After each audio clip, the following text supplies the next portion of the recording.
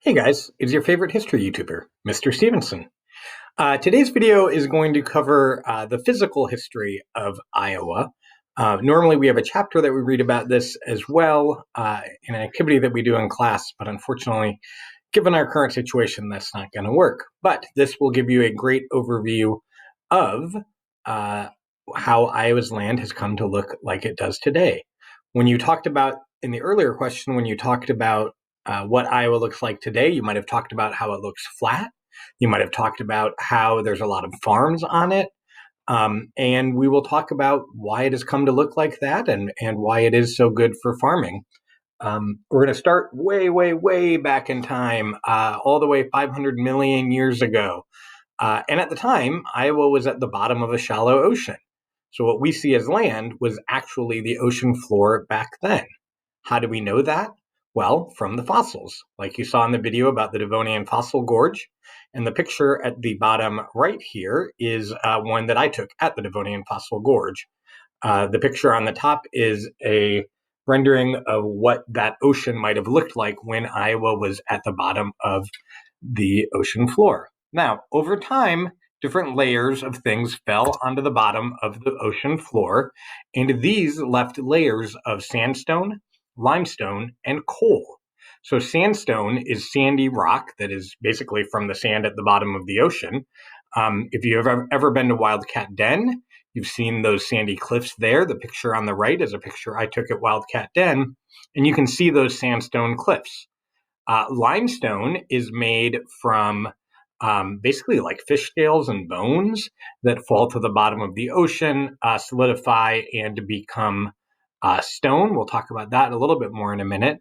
And then also the plants that were at the bottom of the ocean, when they got covered up, they ended up turning into coal, kind of like how oil comes from like dinosaurs that have been covered up by soil. So, uh, Iowa, in the land of Iowa today, right, underground in Iowa today, we have all of these remnants of what it was what it was like when it was at the bottom of the ocean. And so Iowa, if you look at this picture here, you can see the large area of bituminous, that's of the coal area, and that whole area was um, there was a lot of coal, and so coal mining was actually a early industry here in Iowa. We don't think about that today because we don't really have coal mining in Iowa anymore. But in the late 1800s into the 1900s, there was a lot of coal mining here in Iowa. That limestone that we talked about, that's used to make a lot of foundations, a lot of walls, things like that. When the first settlers came, my old house was a very, very old house, and it had a limestone foundation that you can see in that picture. And I hated it because it always let water in. Um, this painting is one of my favorites. I think it's up on the wall in the classroom still. It's called Stone City by the artist Grant Wood, Iowa's most famous artist. And Stone City is an actual city up near Anamosa, and all of the buildings in that town are made from limestone from the quarry that you can see in the back of that picture. We've been up there. Oh, here. So Grant Wood, if you don't know who he is, he painted this very famous painting called American Gothic. So that picture on the left is a church in Stone City that I took when we visited it once, and you can see how it's built from that old limestone. The picture on the right is another town in northeast Iowa where the foundation of their water tower is made from limestone. So after being underwater for millions of years, the Ice Age came. And so during the Ice Age, glaciers, which are large sheets of ice, covered up Iowa. They came down from Canada. You can see in these pictures here that um,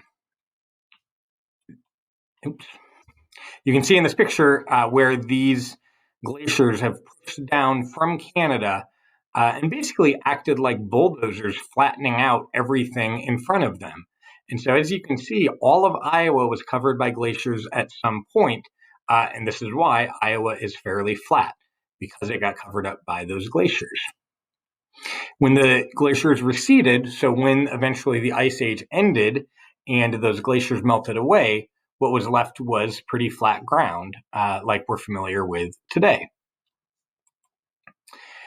After the period of glaciation, Iowa ended up being covered in prairie.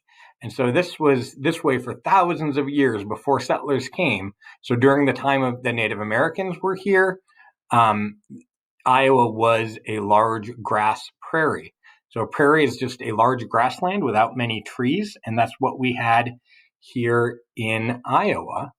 Um, oh, Prairie chicken is an awesome bird that I didn't know about until I started teaching about this. I don't think I can play a video through the video that I'm making, so I will share this with you um, after this video. So, why did Iowa end up as a prairie for so long? In the book, it talks about how there was a war between the trees and the grasses. And so trees could grow big and shade out the grasses so that prairies couldn't grow. But things like fires and droughts were things that would kill trees but didn't hurt the grasses. So, for example, if lightning struck and started a fire, everything would burn down, all of the trees, all of the grasses. But because the grasses had long roots, they were able to grow back after the fire. This is still done to this day on purpose. Native Americans also burned prairie on purpose because they knew if they burned it, grass would grow back better. That would bring more buffalo. And so here's a picture. Actually, this is from the Herbert Hoover National Historic Site up in West Branch, where they have about an 80-acre restored prairie. This is a picture of them burning that prairie. So, something people can do is plant their own prairies to help bring back a little bit of what Iowa used to be like. This is also a picture from my old house. This was a prairie garden that we planted. It was about 600 square feet, and we planted it with different types of prairie grasses and prairie flowers. It was beautiful, and unfortunately, the people who bought our house from us dug the whole thing out and put grass back in there. We were really sad. But anyway, this is a way to increase prairie in Iowa. So, why is prairie so important? Why does it make for such good soil?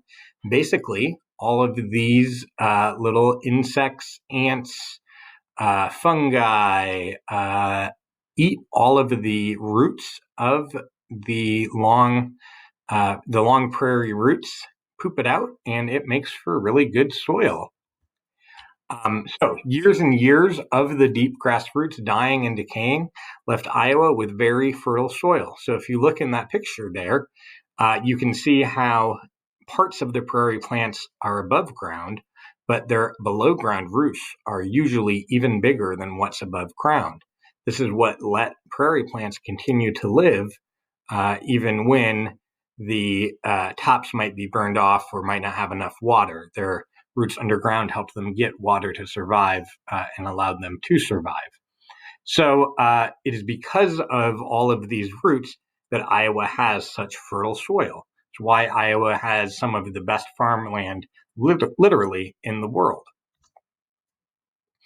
However, a sad note is that since pioneer days, Iowa has actually lost half of its fertile topsoil to erosion. And so that takes different forms. Erosion is basically just the dirt blowing or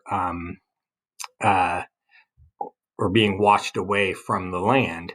You can see in this picture here, I took this picture as well. This is a farm I used to drive by on my way to work where they didn't really have very good control of the dirt. And so every time it would rain, you'd have all of this soil would just wash away, which was really sad.